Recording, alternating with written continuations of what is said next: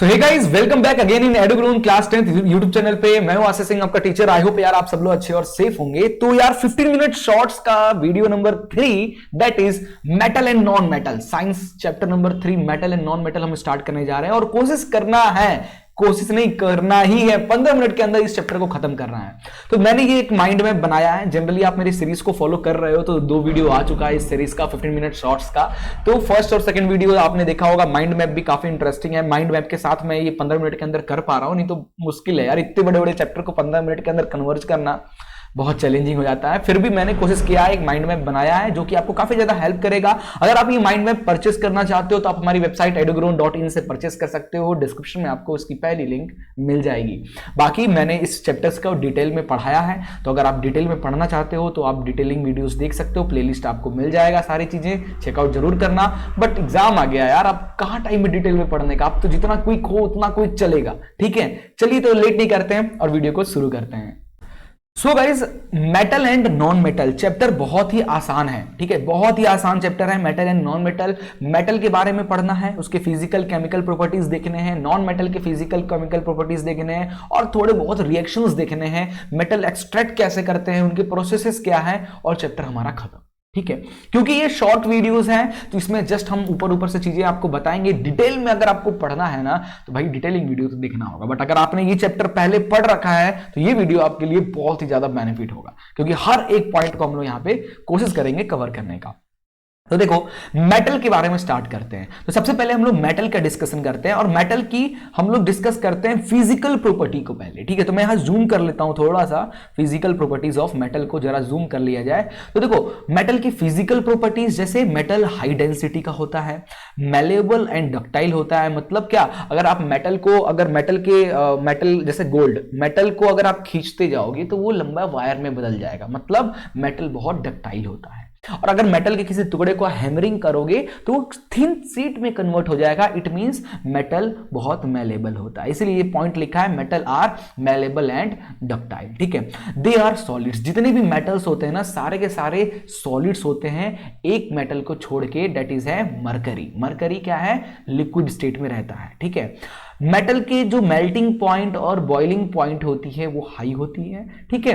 और metal good conductor of heat and electricity होता है। जितने भी मेटल्स होते हैं ना, good conductor of heat and electricity होते हैं। तो ये था फिजिकल प्रॉपर्टीज ऑफ मेटल, जो कि अब बचपन से पढ़ते आ रहे हैं। अभी 10th वाली बात अब चालू होगी ना, केमिकल प्रॉपर्टीज के बारे में डिस्कशन स्टार्ट करते हैं मेटल के।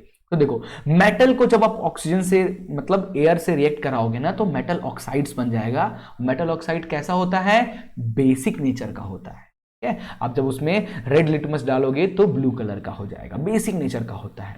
मेटल को वाटर के साथ करोगे तो मेटल हाइड्रोक्साइड बन जाएगा, ठीक है। मेटल को डाइल्यूट एसिड के साथ अगर आप मिलाओगे, कोई भी डाइल्यूट हाइड्रोक्लोरिक एसिड ले लो, सल्फ्यूरिक कोई भी ले लो, तो ये सॉल्ट प्लस हाइड्रोजन गैस आपको देगा, ठीक है। मेटल को क्लोरीन के साथ मिलाओगे तो मेटल क्लोराइड बन जाएगा। मेटल को हाइड्रोजन के साथ मिलाओगे तो मेटल हाइड्राइड बन जाएगा।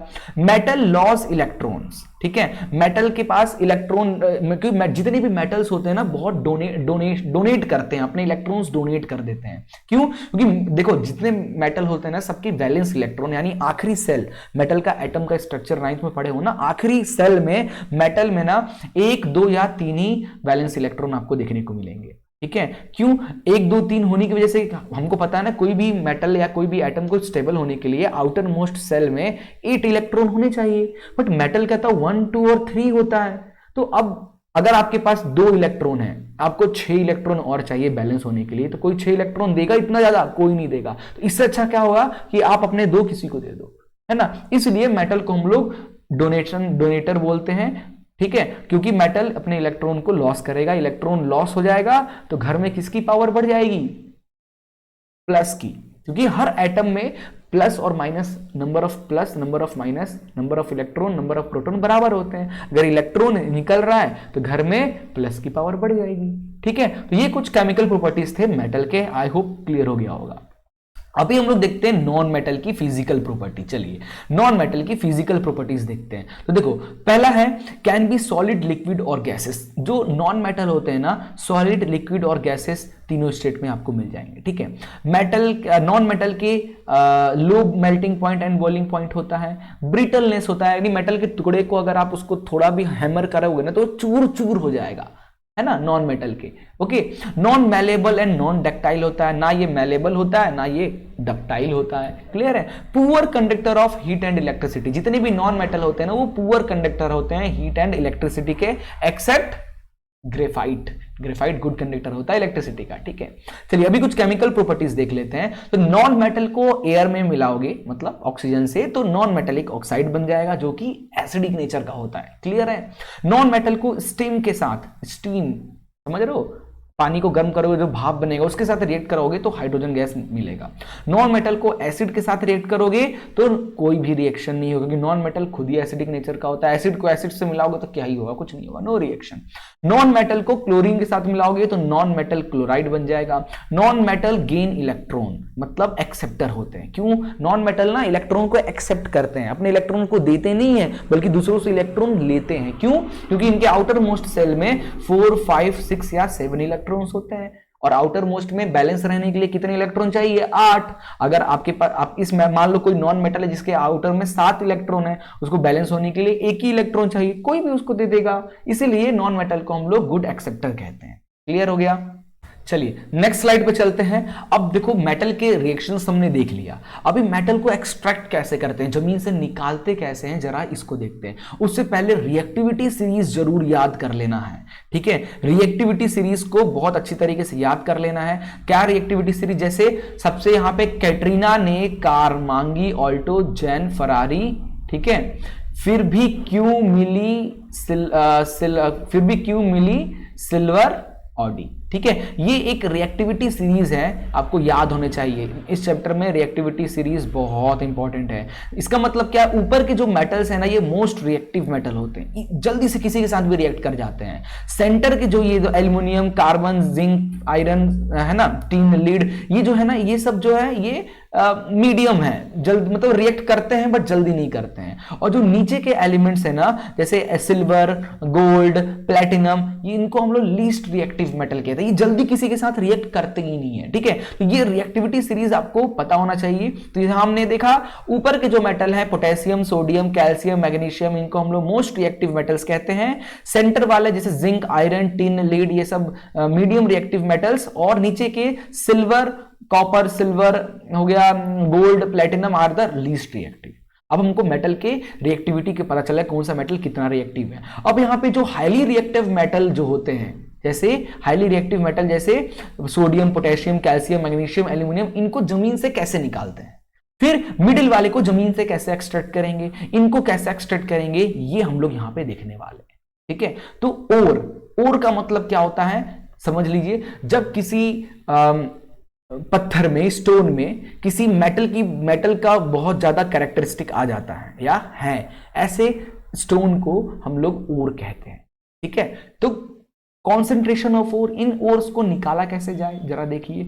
तो मेटल विथ हाईली रिएक्टिव, अगर हाईली रिएक्टिव मेटल्स हैं उनको कैसे निकालेंगे, उनको इलेक्ट्रोलाइसिस प्रोसेस से निकालते हैं। मेटल को पहले गर्म करके मेल्ट करते हैं, फिर इलेक्ट्रोलाइसिस प्रोसेस, इलेक्ट्रिसिटी और वाटर की हेल्प से हम उसमें मेटल को, प्योर मेटल को एक्सट्रैक्ट कर पाते हैं। हाईली रिएक्टिव मेटल को कैसे एक्सट्रैक्ट करेंगे? जमीन से हमने निकाला, उसको क्लीन किया, क्लीन करने के बाद हम इलेक्ट्रोलाइसिस प्रोसेस करेंगे जिससे इम्प्योर मेटल अलग हो जाएगा और प्योर मेटल हमको मिल जाएगा। ठीक है, वहीं पे जो मेटल्स ऑफ मीडियम रिएक्टिविटी, बीच वाले जो रिएक्टिव वाले मेटल्स है ना, इनको दो तरीके से निकाला जाता है। पहले तो ये जमीन में कौन से फॉर्म में पाए जाते हैं, तो ये कार्बोनेट के फॉर्म में और सल्फाइड के फॉर्म में पाए जाते हैं। ठीक है, अब अगर आपका ओर कार्बोनेट के फॉर्म में है तो उससे मेटल कैसे निकालें, और अगर सल्फाइड के फॉर्म में है तो उससे कैसे निकालें, ध्यान से देखना।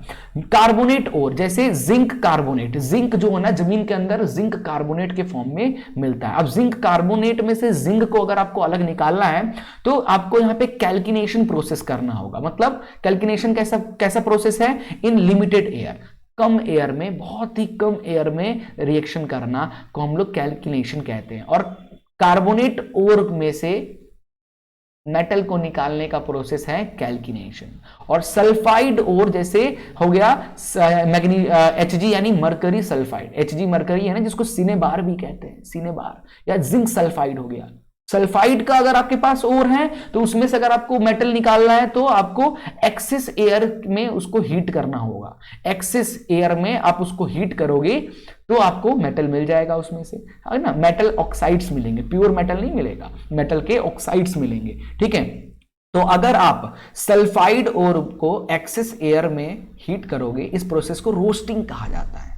और कार्बोनेट ओर को, अगर आपको कार्बोनेट से ऑक्साइड ओर बनाना है तो कार्बोनेट ओर को कैल्किनेशन प्रोसेस करो, लिमिटेड एयर में हीट करो, इस प्रोसेस को कैल्किनेशन कहते हैं, और आपको ऑक्साइड्स ऑफ मेटल मिल जाएगा।